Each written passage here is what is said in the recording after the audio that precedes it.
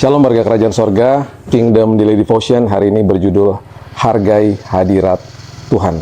Diambil dari 1 Samuel 5 ayat 2-3. Firman Tuhan berbunyi begini. Orang Filistin mengambil tabut Allah itu, dibawanya masuk ke kuil Dagon dan diletakkannya di sisi Dagon. Ketika orang-orang Asdod bangun pagi-pagi pada keesokan harinya, tampaklah Dagon terjatuh dengan mukanya ke tanah di hadapan tabut Tuhan. Lalu mereka mengambil Dagon dan mengembalikannya ke tempatnya. Nah, apa yang terjadi dengan peristiwa ini? Dan apa artinya sebuah hadirat Tuhan? Tabut perjanjian di perjanjian lama itu merupakan lambang daripada hadirat Tuhan. Ya, bahkan Tuhan hadir di situ ketika para imam besar masuk ke dalam ruang Maha Kudus di Bait Allah di dalam sebuah prosesi hari pendamaian. Ya, itu ada semua penjelasannya di perjanjian lama dengan sangat detail. Ya, itu adalah lambang daripada hadirat Tuhan. Ya, ketika Israel berperang melawan orang Filistin di dekat sebuah tempat yang namanya Ebenezer, bangsa Israel kalah. Bahkan 4.000 orang Israel tewas saat itu.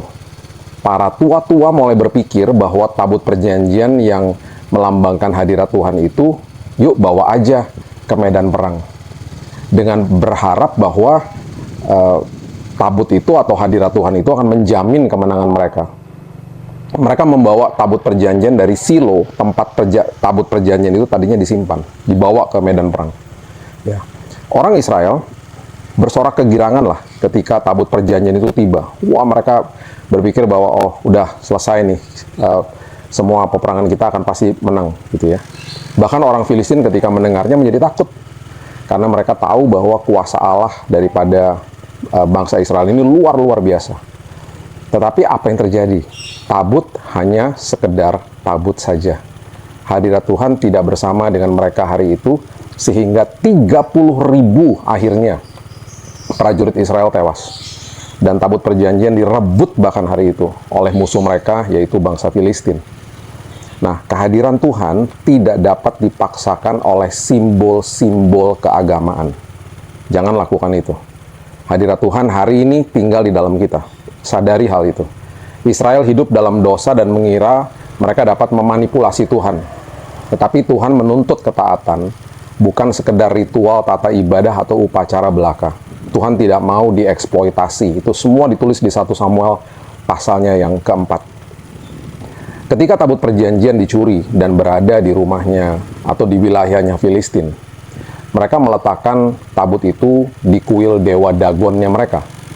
Nah, keesokan paginya, seperti ayat yang kita baca tadi, patung Dagon, dewanya orang Filistin itu jatuh tertelungkup di depan tabut perjanjian Tuhan. Mereka menegakkan kembali patung dewa Dagon itu, tetapi keesokan harinya dewa Dagon itu, patung itu jatuh lagi. Kali ini bahkan hancur berkeping-keping.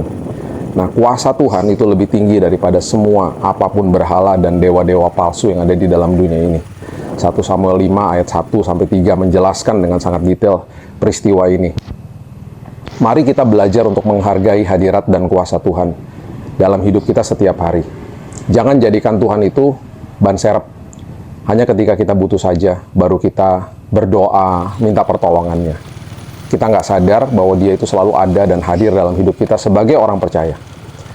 Seharusnya kita intim dan menghargai hadiratnya yang tidak pernah meninggalkan kita loh. Dan bahkan kasihnya tanpa kondisi hari ini. Itu semua peristiwa yang tadi kita baca itu adalah semua peristiwa di perjanjian lama.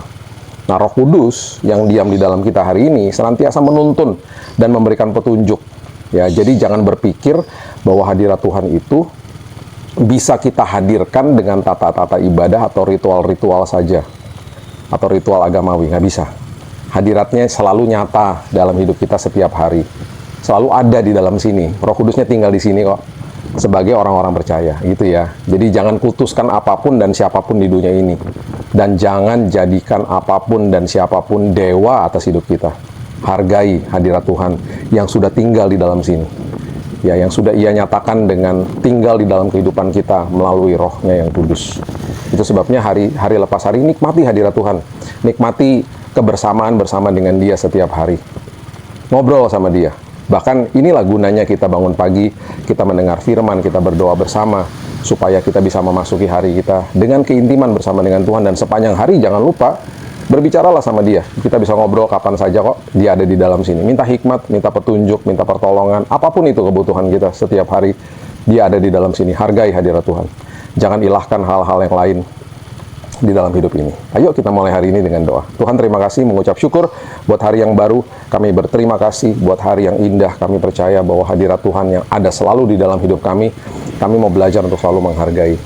Kami menilai hadirat Tuhan bukan dengan perasaan saja. Sesekali perasaan kami memang tersentuh, tetapi kami menilai keberadaan hadirat Tuhan dengan iman, karena kami tahu bahwa Roh Kudus yang ada di dalam kami tidak pernah meninggalkan kami.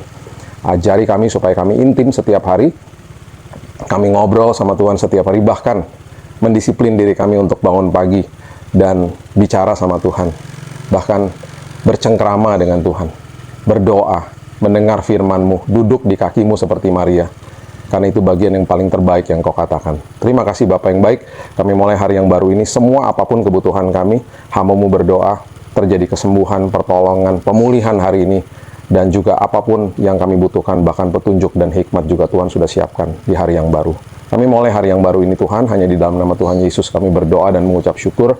Kita sama-sama katakan, amin. Have a blessed day, dan Tuhan Yesus memberkati.